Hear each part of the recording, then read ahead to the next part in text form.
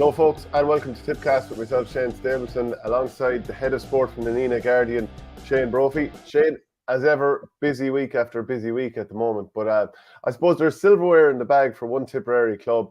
You can see it here on the back page of the Nenagh Guardian, the sports section here. So that's Shannon Rovers getting a great victory over, I think, St. Oliver Plunkets.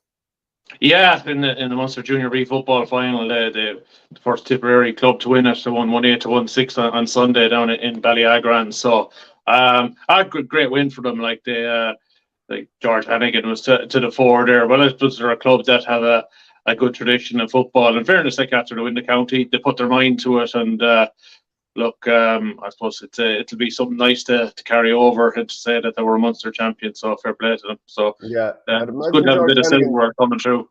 I'd imagine George Hannigan is fairly power and true, lads, at that level. Yeah, he's still a key player in that team, but they have a couple of more guys who played well. I'm not sure whether there's an All-Ireland series in this, like there is in hurling. I know that the All-Ireland final is next Sunday, I think, or Saturday. Drummond Inch are playing Monaleen of Limerick, so wish Drum the best. So it'd be great. Maybe we could get the double going. So. Yeah, I know the way. We'll move over to the Tipperary match from the weekend against Westmeath. Look, it was a close enough game for long spells until the Westmeath goalkeeper Noel Connaughty spilled one into his own net. Finished up 325 to 221. So again, Tipperary putting up a big score, conceding a big score. But what's the first thing that comes to mind when you reflect on the match? Yeah, I suppose in some ways we were kind of hoping that the fact that for some reason my screen keeps dying here rather than staying alive. I have to keep messing with it. Yeah, no, I'm just like, it gets dark and it's starting to shut off, like, so. Okay. Yeah, but yeah, I suppose we're kind of hoping maybe there would be a bit more urgency to Tip last weekend. Maybe it was the last shot for some guys, and for some parts of the game we got it. Like when they were very slick, like against Galway, when they were very slick, they were very good. But when they switched off, they allowed Westmeath back into the game. And look, it was never a game where Tip were going to get an awful lot from in terms of credit. Like if they won well, it was supposed to be, you should have done that. If they struggled, like maybe 6 to 7 point win they got, there was a little bit of disappointment that they shouldn't have won by a bit more. But like when on average, I suppose they were 12 to 14 points up, and I suppose they were well ahead at that stage. And I suppose that would probably be in and around probably the real difference between the teams when the game was competitive. Probably Tip stepped off the gas a bit, and I suppose that's something we see an awful lot with this team at the moment. We saw it against Galway when they don't have that ruthless streak in them, like they don't kill off teams. And I suppose you mentioned it on your show on Monday on our game, but whatever it is, Galway absolutely lay waste to every team they're supposed to beat. Yet Tipperary rarely do that to the teams. It's like they can do it, but they rarely do it. And it's gas. I wonder why it is. It has to be a mentality thing or something. It is very strange. But look, I don't want to take anything away from Westmeath. Like they were very, very spirited and played well. And like I mentioned in the report, I can see why Niall Mitchell nearly beat Wexford on his own last year. He is some weapon at full forward. Yeah, so I mean, it was an exercise to some degree in trimming down the panel because there was 14 changes from the previous game.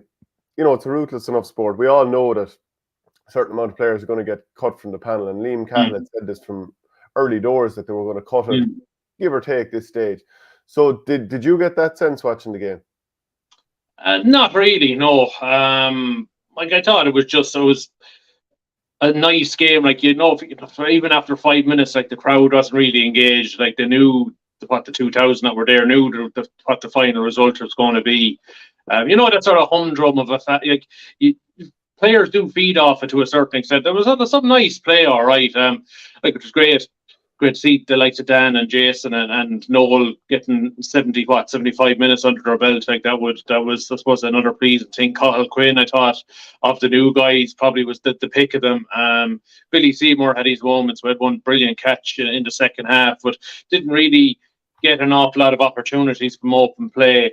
I thought Seamus Kennedy again, very good. Conor Stakelum again for me. I think I mentioned it last year. I think he's the weather vane player for Tip. I think when he plays well, Tip tend to play well, and he got 6 points from play. Bonner Maher was sharp off the bench. So look, there was plenty of positives, but I suppose that thing of not killing the game off, not being professional enough, like if you're 14 points up with 20 minutes to go, not to at least keep it to that scoreline maybe at the final whistle, and like not letting it get back to 4 like as it did. And then of course Rhys Shelley also had to save a penalty, so it could have been much closer by the time Noel Connaughty, I suppose he was trying to scoop a ball clear off his own line and he ended up scooping it into his own net. So maybe from Westmeath point of view, 7 was probably a bit harsh. Yeah, and young David Williams, I kind of said to you before, I have him with the UCD freshers. Like he gave Tip a bit of bother. Who was on him? He scored 2-3 from playing and 9 free.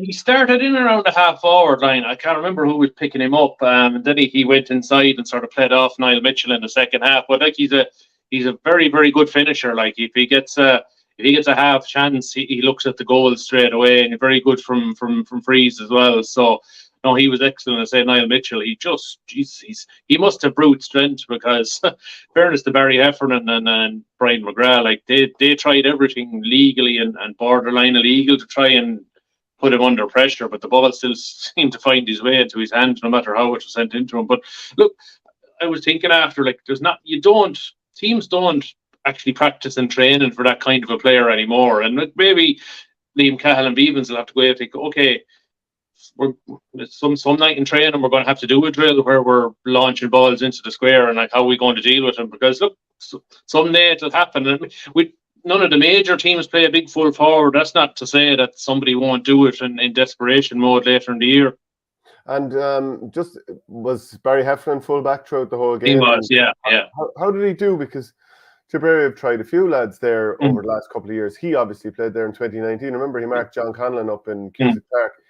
And we've Ronan Maher there. You can put Michael Breen there. So how did he go? I thought he was good in the first half, especially attacking the ball. Like he was supposed to, when Westmeath weren't sitting in. I suppose in the second half, there was definitely a noticeable shift in Westmeath's game plan. It was Niall Mitchell to full forward and leave the ball in on top of him. And look, Barry struggled there. He was eventually moved out of there, and Brian McGrath went in there. And I think Brian ended up giving away a free. I think it was Barry who gave away the penalty. He called Niall Mitchell to the ground. So look, there's no doubt in some of those situations you'd be concerned, all right. But then I said again, you don't see that type of full forward much anymore. And in some ways, it's great to see the old school full forward still have its role in the game. Yeah, and of course he's a dual player. I'm sure Niall Mitchell, I'm sure you remember him playing for the Downs a couple of years ago in the Leinster Club Football Championship. Just in terms then at the other end, Mark Keogh scored 2-1. Was it a case that they took him off early because they're like, job done there, Mark? No, he went over on his ankle early in the match. But I think he was feeling it a small bit at half time, so they took him off as a precaution. But no, he had he got 2-1, and I suppose his point was a shot that barely flew over the bar, so it could have been easily a hat trick again. He was no doubting close to goal. He's a deadly finisher. Like, so look, I suppose the key for Mark will be the next day. Like, if he starts again, does he have another big performance like that? Is that's just a bit of consistency we're looking from him? Like Jason, good on the frees. You can see probably a bit more sharpness to come when he gets up to speed. Who else did well? Yeah, Conor Stakeland, 6 points of play, very, very good.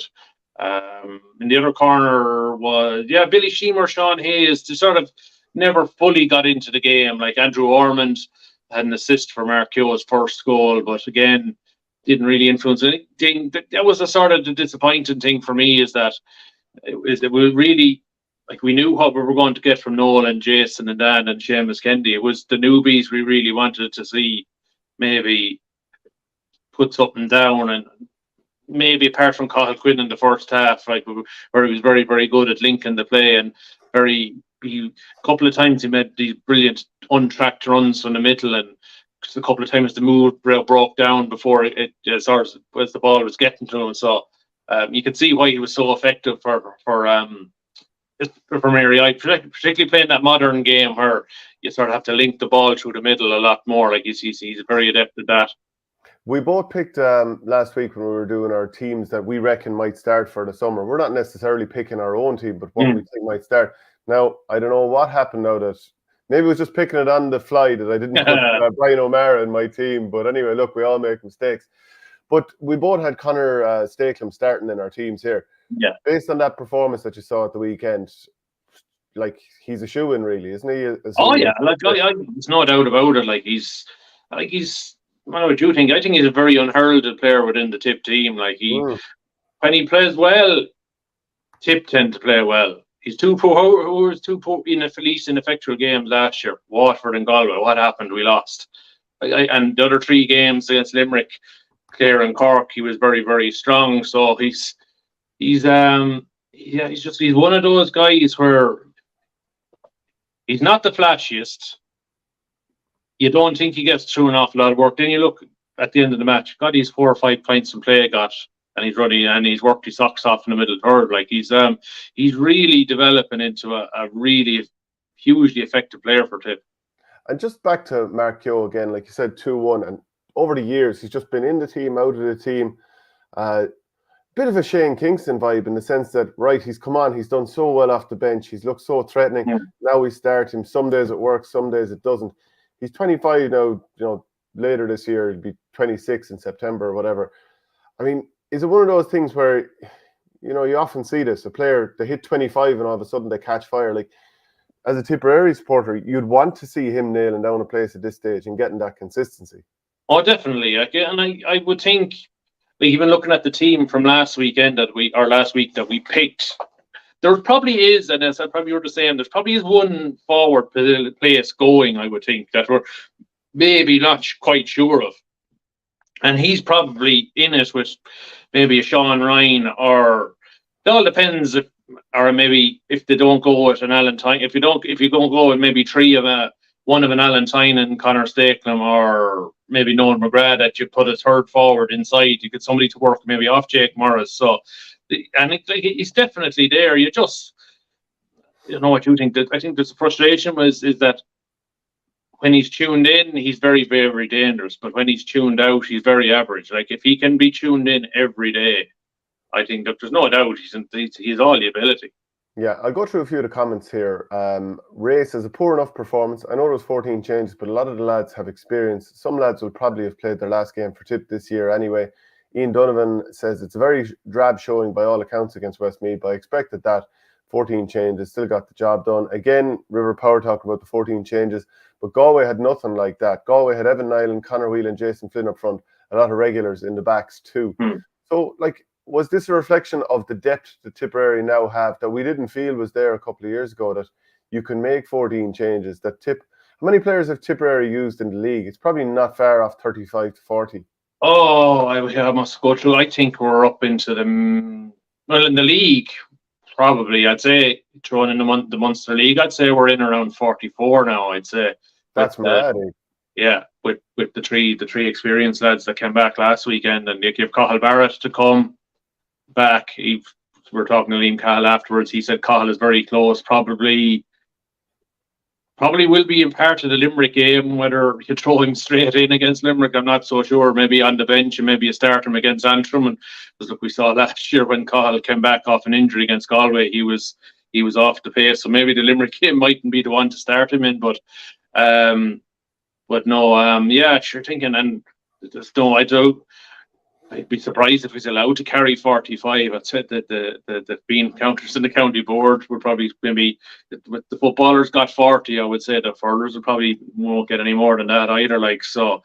And we still haven't got the official word yet. Look, I suppose we got a few glimpses, maybe with Jack Leamy linking up the footballers. Obviously, he was let go in the last couple of weeks. There's probably some guys we haven't seen since the Munster League, the likes of maybe Gavin O'Halloran or Conor Whelan. Who last weekend? I am actually not sure any of the lads who started. Maybe we ended up, like Sean Hayes, I probably would think was on the I suppose to use the American term, on the bubble a bit, because we hadn't seen him before then. Andrew Orman, maybe a few lads on the bench. John Campion, Paulie Campion, we haven't seen at all. I just wonder whether he'll be getting. Michael Corcoran was named on the bench in Silvermine, but he didn't get a run. So yeah, it'll be interesting. And then I suppose another guy we haven't seen, I know we're both a fan of him, is Paddy Cadell. The fact that we haven't seen him is that because of injury or form, or like is it too much to? Do you still carry him now in the hope that he's ready for the summer, or will he be let go? Like it's hard to know. Yeah, well, I suppose the benefit for Liam Cahill and Michael Beadens is they know all these players pretty well, so they're not like thinking, okay, we don't know what we'll get out of, for example, Paddy Cadell when he comes back. They already kind of know. But I'd say Paul Kelly, the Tipperary football manager, is probably watching, maybe slightly impatiently. He's looking to see, is there anyone here that's going to get left sure, like that I can take? Like he's already picked up Jack Leamy, and I assume, although I hadn't heard Peter McGarry was in the extended Tip training panel, but like I would have thought, because of his underage pedigree, he was definitely looked at. And I think did he play Fitzgibbon with UCC this year, or I'm not even sure if he's in college or he one of the colleges, but like he'd be another. Yeah, look, I'm sure Paul Kelly won't be turning down his nose of talent if some of it is freed up. Yeah, and then just in terms of the table overall, Tipperary with 3 wins from 3, joint top of the table with Limerick, who the same, and Limerick are, geez, the way they pulverised Dublin. I was in Croke Park the other day. It was, that's Tipperary's next match. It's March 9th at the Gaelic grounds. I think it's exactly what Tipperary need. The more times they can play Limerick, the better. Just get exposed to that level of, and like there was still much changed. I mean, I don't know, did you get a chance to watch it? But Cathal O'Neill at centre back, I mean, largely it worked. They gave up some goal chances, which is encouraging, I suppose, from our point of view. But and look, I suppose we have to temper the fact that Dublin were very, very poor. Like they were bit too standoffish. So you mentioned Kieran Connolly. I don't think Kieran Connolly was in the panel at all this year, so I don't think he's been even looked at. Back to Limerick. I suppose that's the thing with Limerick, is that they got the perfect schedule this year. Like they had the Antrim and Westmeath games to sort of limber up slightly, not having to play too many of the experienced guys. Then they went with 10, I think, on 9 or 10 starters last weekend. You probably think there'll be a few more coming against Tip. So like they're building up as we expected. Look, I suppose if you were to be a little concerned, like Gerard Hegarty looks like a man on a mission based on that game, because like he had a poor year by his standards last year. Like he just didn't fall for him. And if you were to be, Jesus, like his pass for Tom Morrissey, I don't know how he saw it. And I was thinking to myself, and I'm always with Paul Kinnerk. People are like Limerick are number one, so teams are trying to figure out how to catch Limerick or try to thwart them. And I'm sort of thinking, Paul Kinnerk's going to throw something new at this year. That he doesn't stand still. He'll be throwing something different. And like is this thing of they could be going for goals more. Like, was like I honestly don't know how he saw that pass. And if this is an element that Limerick have been working on and over the winter of peripheral vision, God help us. Yeah, you're making it sound like they're like the Matrix down there. But his one-handed flick pass, sort of 15-yard pass for Donegal O'Donnell's first goal was sensational. But like to throw Cathal O'Neill in centre back, it's easier for it to work when you've got Diarmaid Burns and Kyle Hayes either side of you. You really got to have that security blanket around you. And kind of saying on Monday that if it's a thing that Kyle Hayes isn't available, if he is available, he's again his form is brilliant. But if he's not available for the summer, Cathal O'Neill is yet another option that can work in back there. Because imagine that you do have to plan for him. You're like, we can't let him come up from wing back and score 4 points. Yeah, and I assume probably Cathal maybe plays there for his club, like so.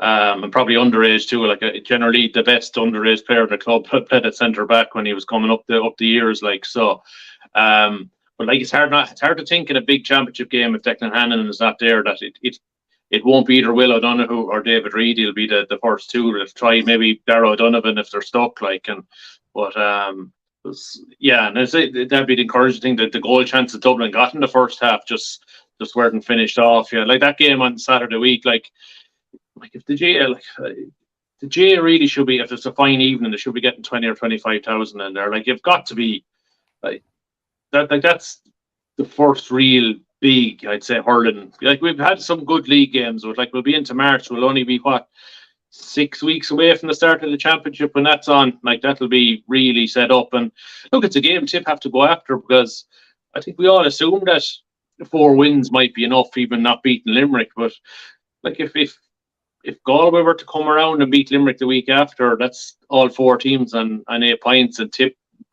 bar they absolutely load up on Antrim by 30 or 40 points, which is not going to happen. They could win them big, but like, Tip score difference is pretty weak, like, compared to Limerick and Galway at the moment. So you're probably looking at Tip will have to, like, if Tip get a draw or a win in Limerick, they'll be fine. Like, but after that, like, you wouldn't rule out Galway going to beat Limerick in the final round either. No, you wouldn't know what happened. Like, do you expect to see a full strength, well, pretty close to full strength Tip and Limerick teams for that game, or is it just going to be full on shadow boxing? I think both will go relatively strong. I don't think. See, I think, from my point of view, if Tip go with their, if Liam Cal goes perceivably strong as 15 and loses by 7 or 8 points, you sort of have nothing to fall back on to say. Whereas maybe if you start 10 or 11 and that happens, you say, oh, we're not quite at full strength. You have something to grab onto maybe before you play them in the summer. Like, so.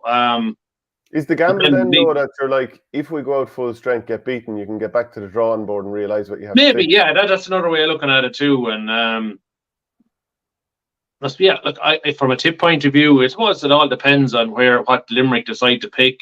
Does Liam Cahill, does he wait and see what team Limerick put? I suppose you can't really go down that road either. You've got to, and look, you probably think Galan will probably feature. He hasn't played yet. Seamus Flanagan hasn't played yet. Came on the other day. Sorry? He came on. Did he? Sean Finn, believe, is nearing a return, whether he's going to be fit for that one. Declan Hannon, we haven't seen yet. I'd say, look, I'd be surprised if maybe both teams don't put out maybe 10, maybe 11 of their starting team. Like, maybe if you were Limerick, would you start Nicky Quaid against Tip? Would you put out your beekeeper and maybe hold your ace restarter out ahead of the summer? I probably would do it. Yeah. I suppose it just depends on what sort of combinations. Like, if they're going to continue to play Fergal O'Connor, who's up and coming player, and Nicky Quaid's clubmate, they might be like, okay, well, if O'Connor's going to play at some stage in the summer, we want to have that relationship in game already with Nicky Quaid developed. So maybe it'll be outfield that they'll try new lads. Sure, it's not. I'm just trying to think of what Liam Cahill might do. I think like he's 2 weeks to build up to this game. Maybe he might say to lads, this is a great chance to make a statement, because we're the county in Munster nobody's talking about, which is great in one way, but we all know how good Clare are. Cork are getting so many column inches and podcasts for doing very, very little. Like, it's mad, like, it based on potential. And of course, any team that has Davy Fitz over them won't be shy of column inches as well. Like, and look, we know what Waterford they're not easy on the eye, but they're very, very competitive, like, and they have match winners like on their day, like, so. Could you figure out what Waterford were trying to do against Cork? No. Now, they went down by 10, only lost by 2, so they did show a bit of fight. We have to credit them there. Yeah. Like, what are you thinking when you watch this Waterford team? They're overcomplicating the thing. You have Patrick. Well, when you have Desi Hutchinson and Patrick Fitzgerald inside later in the year, probably if they had their best team out, why wouldn't you get the ball into them as quick as you can? Devise it, like, don't be overplaying the ball. And I think Wexford are in that headspace as well. Like, Wexford are so easy to read. They could take 10 or 12 passes to get the ball up to around the 40, drawing 65 or midfield, and then they let the ball in. Sure, it's so easy for other teams to say, okay, we'll allow Wexford to have the ball in their own defence, because they're not going to hit a long ball into the forwards. So we'll just send everyone back, give them no room, and we'll turn them over and hit the back going the other way. Like, it's just, and like, talk about look at Cork.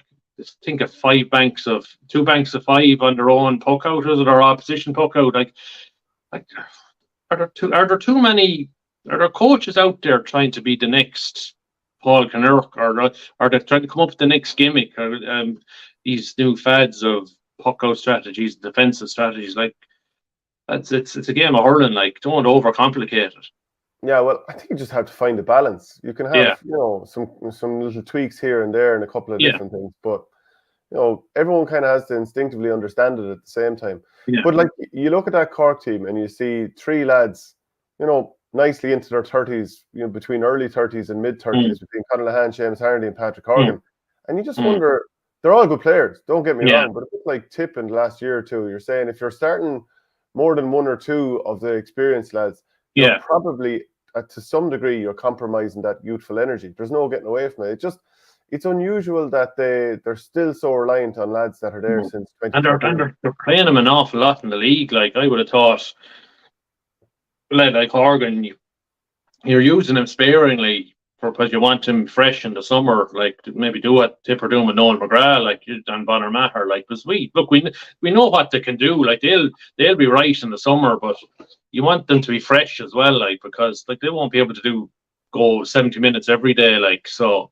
And like, just say if Cork didn't start Harnedy or Horgan, it means the other forwards have to stand up on their own 2 feet, and they don't have the uncle beside them. Like they have to say, okay, I have to do my own bit here. Like so, maybe they would be as better off leaving those guys out and let those forwards sink or swim, or let them try and plough their own furrow for one day and let them take on a bit of ownership themselves.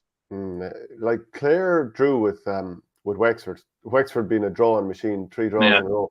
But like from a Clare point of view, without Tony Kelly, without Shane O'Donnell, without maybe the lungs of the team, Ryan Taylor, it's kind of Conor Stapleton for Clare in a way. But it's fairly ominous how well they're moving. I'd expect them to have a very big Munster Championship again. Look, they'd have a very, very deep squad. Like they're there's O'Donnell and Kelly to come back. Like I think there's sort of a sense of urgency with Clare this year. Like they have to put some silverware on the table in some form. Like they should get to a league semi-final minimum at this stage. Do they want to? Like I suppose if they get to a league final, and the worry for Clare is you go to a league final and it's 2 weeks before you play Limerick. Like do they really want that? I think the one fixture I don't think we want to see in a league semi-final is Clare Limerick, because I think there'll be ferocious shadowboxing that day, because they know 3-4 weeks later is a Munster Championship first round game. Like there'll be, so I think you probably there's a strong potential that could be one of the semi-final pairings. Like so, I know. Look, you see Lohan on the sideline. He's not as wound up. It's a game, means to an end, these games. Like, in the summer he'll be hurling every ball. But like, no, they're building nicely. Like Mark Rogers really taking ownership of that forward line now. It'll take more of the pressure off Tony Kelly and Shane O'Donnell when the time comes as well. Yeah, like is a lot of what's going to happen with Clare to do with Lohan on the sideline, and he's obviously like a big name that the county can get behind, and obviously the changeover, and there seems to be the Lohan against Davy Fitz thing, and a lot of people are just they just want to get behind somebody, and they're getting behind Lohan and they're delighted with how it's going. But like on the sideline, you think of some of the decisions over the last number of years. When Conlon was missing in the 2022 semi-final, he made a switch that didn't work out. Semi-final last year, he played Shane Amori as the sweeper when he probably should have played John Conlon the sweeper. Munster final last year, he left, and you'd feel sorry for Keane Nolan. The ball going in was unbelievable. Left him on Aaron Gallan for way too long. And I feel like there's another one or two things as well. Like they have the quality now. Maybe to some degree, it's on the sideline they need to get this right. I think there's no doubt about it. And like we all know that Brian Owen's very much his own man. And look, in some way that works for him. That's a big thing. But you're not going to get it right all the time, and you've got to be trusting your confidence behind you. If they're spotting something and say, look, we've got to make a switch here, you got to listen to them. Or like the switch against Kilkenny, I suppose that was probably worked out in advance. It was probably, I'd say that was just a collective thing. I'd be surprised. Maybe he was the one to push for Morey to be the sweeper, but I did think Lohan was looking 12 months in the rearview mirror rather than what was going on here and now. I think they were a better team last year than the year before when they got hockeyed by Kilkenny. And look, they were a busted flush after the Munster final the year before that they emptied out like so. But like last year they were still flying like, and they probably should have trusted that. Okay, we'll go as we did against Kilkenny the year before. Like that, some days that can happen. Like we saw in that semi-final where it just didn't happen, and like you get walloped like that, and there's no real. You just sometimes you don't have overanalyze that much. You just put the video in the garbage and move on. Yeah. Have you heard much from the Offaly folk just slightly over the border from you there? Kilkenny 126, Offaly 118. Like Offaly, to be fair, up by 6 points at half time and level by the 44th minute.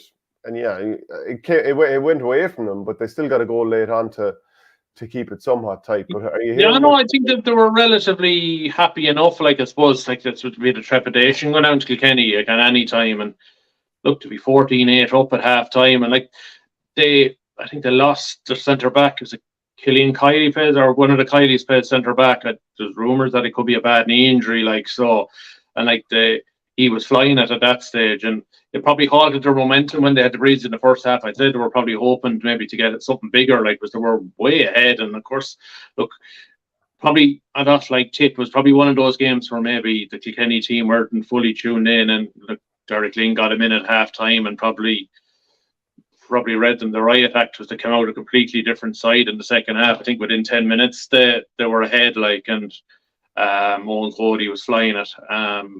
But I suppose Offaly could have ended up losing by 15, but no, they dug in and got it back to, let's say, it was a respectable margin at the finish. I suppose to lose the second half by 12 points is probably not a good look. But look, they're improving. Like they drew with Wexford, competitive against both Waterford and Kilkenny. I tell you what, I tell you, Cork wouldn't want to be going to Tullamore on Sunday week anyway. Soft. It's like I think Offaly, I think Offaly could be eyeing up. Maybe we could sneak one here if it's one of our that we could really have a go at Cork in this one. Did you notice in the highlights on the Sunday game that Keelan Kiley took a short puck out at one stage and struck it from just outside his own D over the bar? We're heading that direction now with players that we're going to start seeing points from 110 yards, something like that. Ridiculous. Oh, madness altogether. Yeah. That's probably going to come with the power in these guys' shoulders, and God, I hope we don't get to a stage where you have to make slitters heavy for inter-county teams or something. But no, look, in fairness, good at Offaly they're improving, like so. And like Adam Screeney gave I think Mikey Butler a fair going over in the game, like so. Whether Mikey Butler still slightly tired after the club campaign or what, but that was a bit of a grounding for him. Yeah, for sure. Okay, this coming weekend, Nina CBS, they're making the trip up to Tulla and East Clare, and they're going to take on St. Raphael's College of Loughrea. What's the mood like? Yeah, there's a quiet confidence locally. Look, not taking like I think it's a 50-50 game. Like I think Nina will be going there believing they can win. No different in St. Raphael. I think that the sort of win and run at junior and senior level, there's belief and there's confidence now. I think Nina are going out into the field in every game now, knowing they're as good, if not better, than their opponents, and they're giving their opponents every respect as well. So look, I think it's a massive opportunity for Nina and Loughrea as well. Like Nina got to the final in 2012. I'm not sure whether Loughrea have ever been at a final in colleges level. I know they were previously a vocational schools team when the both competitions were separate, and I assume that they would have won an All-Ireland back then. I think that's Cyril Farrell's school, if I'm not mistaken, and he was a teacher. So look, it's a huge opportunity for Nina, and I get the sense there's still a quiet purpose there that they don't want this thing to end, and I think they want to go to the final match of the year, and like the final match of the year would be an All-Ireland final in Croke Park on Patrick's weekend, like, so to be some way to finish it, like to get there. And I think there's a quiet confidence, like they've improved game on game. I don't know an awful lot about the Rayfields team, but I suppose any team that beat Prez at Rye that had Aaron Island in their team are very, very good, and you would have to think they probably had a good few guys on the Galway minor team that were in the All Ireland final last year. So like there's never any average Galway hurling team at underage. So like on the basis of it, just say this could be a 50-50 game. Yeah, and if they were able to somewhat limit Iron Island, you can be sure that they'll have a plan for Darragh McCarthy as well. Like I think there's only one injury doubt, is it Jack Mulcahy, who went off early in the last game against Kilkenny CBS. But to be fair, like every time that the panel has been called on, the substitutes have made an impact. Yeah, like, and the panel's getting deeper. Like you had, I would have said maybe around the quarter-final stage, I would have said Austin Duff is probably the only player off the bench that can maybe change a game. We've seen Dara Tracy come on against Charleville and Ardscoil Reach, and against in the Kilkenny CBS, and make an impact off the bench. Joe Dwyer was very, very good off the bench against Kilkenny CBS, got 1-1. So like then Brian O'Mara had that shot against Ardscoil Reach that led to the winning goal. He had that shot from 21 yards out. So like there's depth there, and I suppose the interesting one for me, like if Jack Mulcahy doesn't start, or even if he is fit, like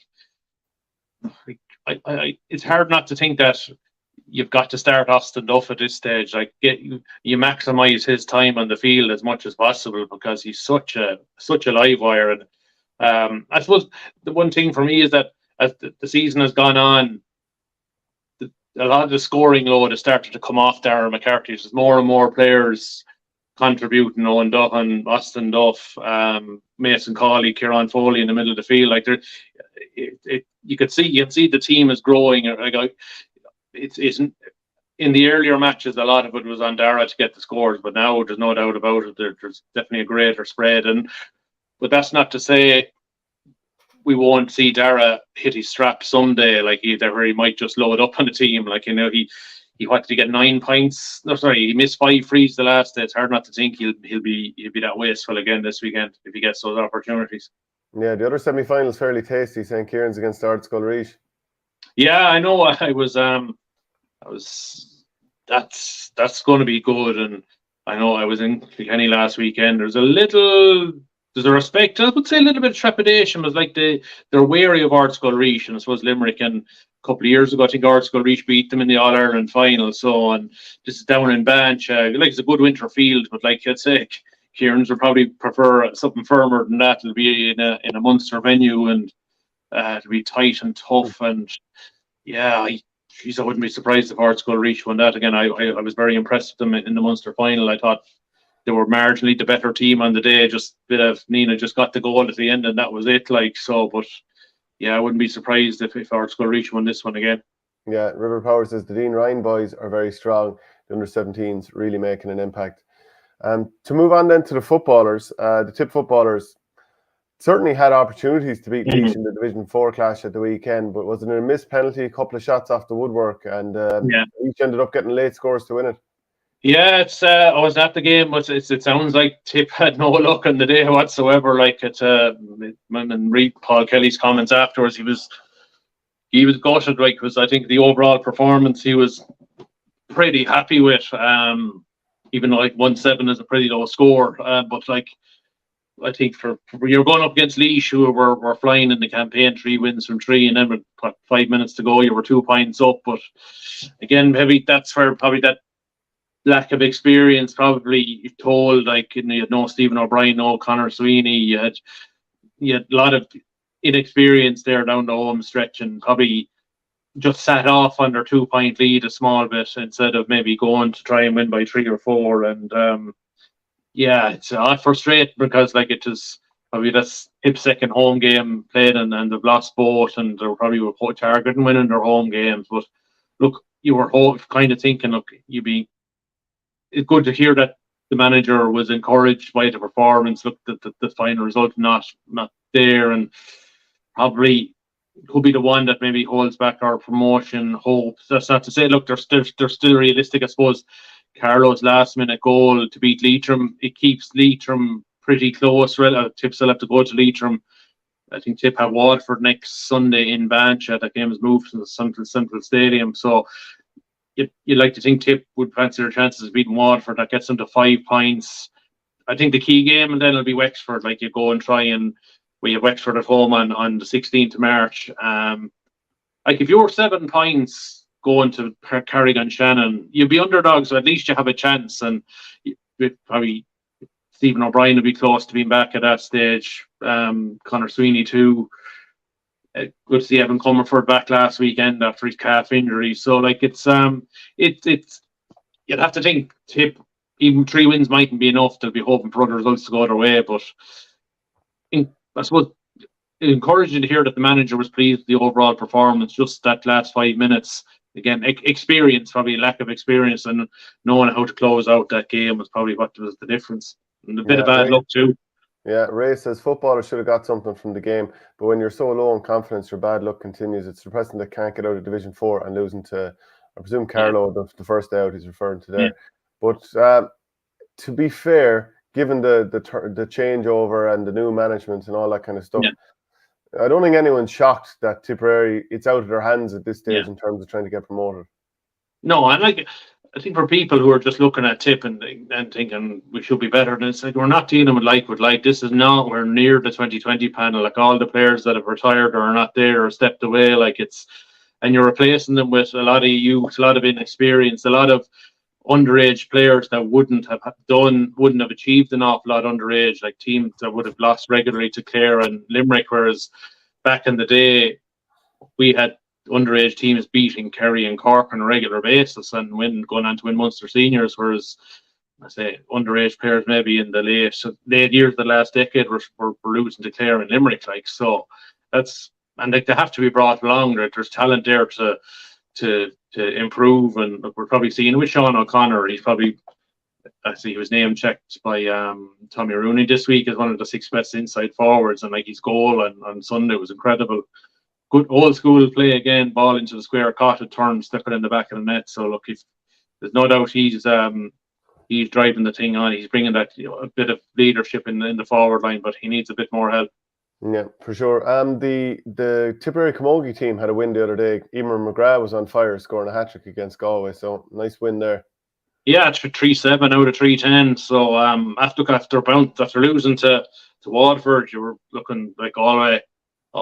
Always a strong team, and they had beaten Clare the week before. You're thinking, good God, even without Karen Kennedy, Grace O'Brien, a few more of those players, would we have enough? Like, but God, I know that I was driving past and I saw the scoreboard on the way to Thurles. I said, God, geez, Tipper flying it here. That was 2-5 to 6 or something. And yeah, great to see Emer McGrath. Like, I suppose she's an undoubted talent. Like, she's a brilliant finisher. She's the McGrath lineage. Like, she can play. Like, but look, it brings Tip right back into the league battle. Like, they're Cork, I think, on Saturday week, and hopefully maybe get a few more players back from injury. But they're building a nice squad. That was interesting last weekend that he's definitely trying different things. I thought it was notable Clodagh McIntyre going to wing back last weekend. Like, we probably know her as a speedster in the forwards, but sometimes you can think that she gets bottled up in the forwards, where maybe at wing back, if she gets on the ball and with her speed, she can really get away from players and get up the field. Like, so it'd be interesting to see if that experiment stays going through the league. Yeah, okay. And I suppose, just in terms of Congress then over the weekend, we've seen, I suppose, Jarlath Burns has been officially been crowned the new GA president, 41st president. Sort of bells and whistles appointment too, because he's talking about all the things he wants to fix, including a football review committee that's going to be headed up by Jim Gavin. It'll have Eamon Fitzmaurice, Malachy O'Rourke, and a couple more in there also. Like, were you impressed with, I suppose, his opening showing? You'd have to be. Like, I thought he was, like, he's very progressive, but I suppose he's probably the first president I've come across. Like, I remember playing, on that Armagh team that made the breakthrough in Ulster. Was it 99 or 2000? I think.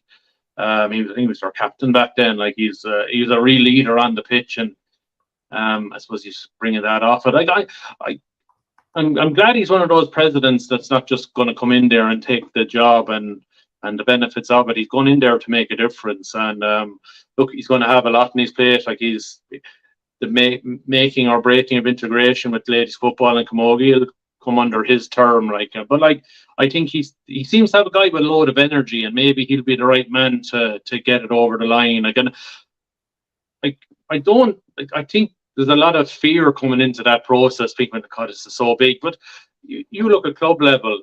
Most clubs, even if they're not officially one club, a lot of them share the same facilities anyway. So, like, I don't think that's going to be a problem. I think it could be at inter-county level or provincial level, and it's the upper echelons where people like their bit of power. That's where the problems could arise, and of course finance as well. But look, he's that to do.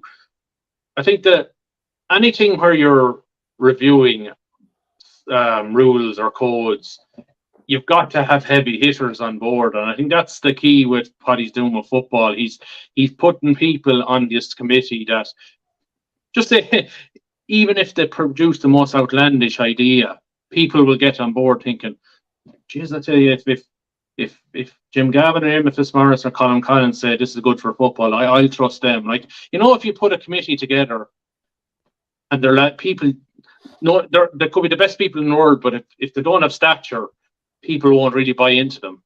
I think that with football, I think this could really have this.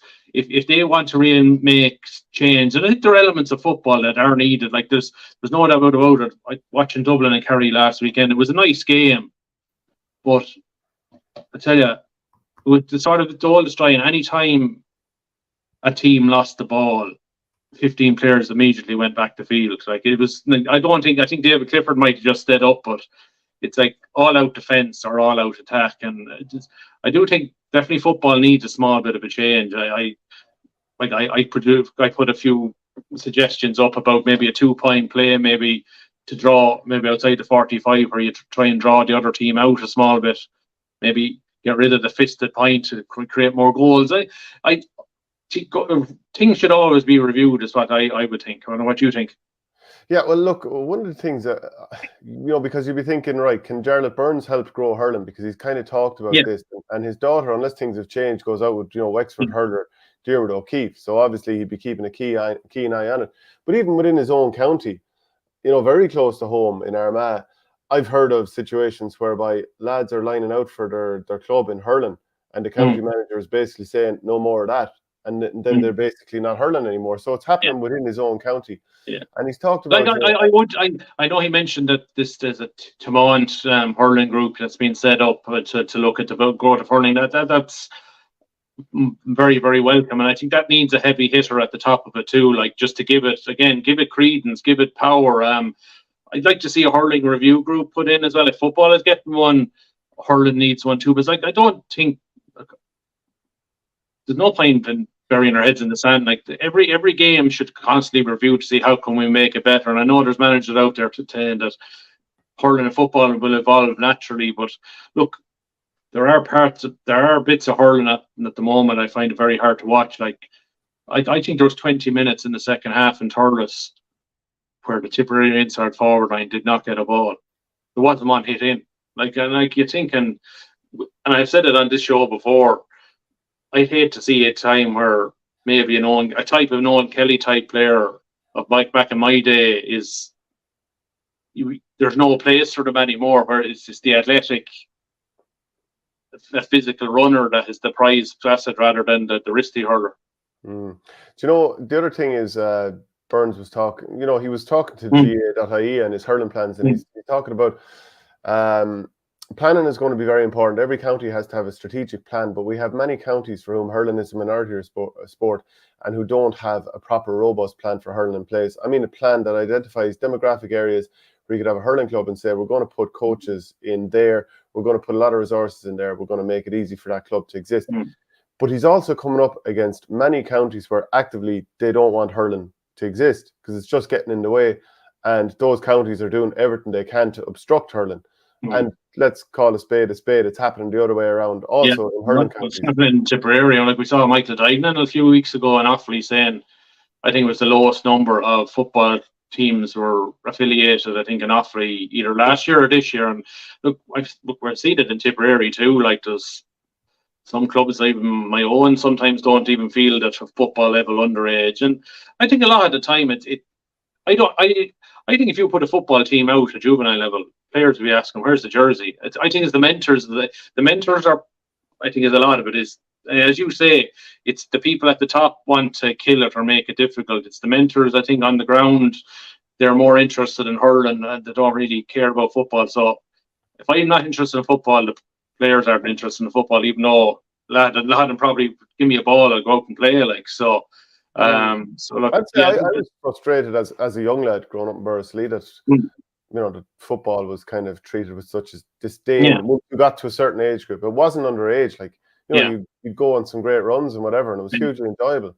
I don't think as a kid it was like, I was thinking, geez, I enjoy football here. So it's a shame for young players as well. And look, it is just I always want to kill the other code.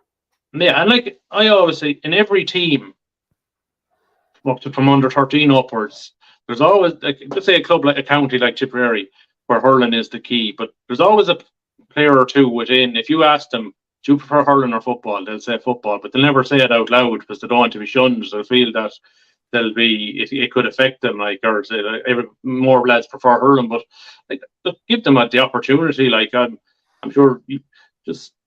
Like there's guys like we remember Kevin O'Halloran came out of Portrue, came out of nowhere, and how effective he was for Tipperary in his time. Like so, like there's players there all over the county, and it's just that they need to be identified. And okay, maybe the club won't develop them, but if a county development squad sees a lad up in Roscrea or Laura or Borsican, we get him down to Thurles every Saturday morning and get him in with the development squads. He could be a very effective player going forward.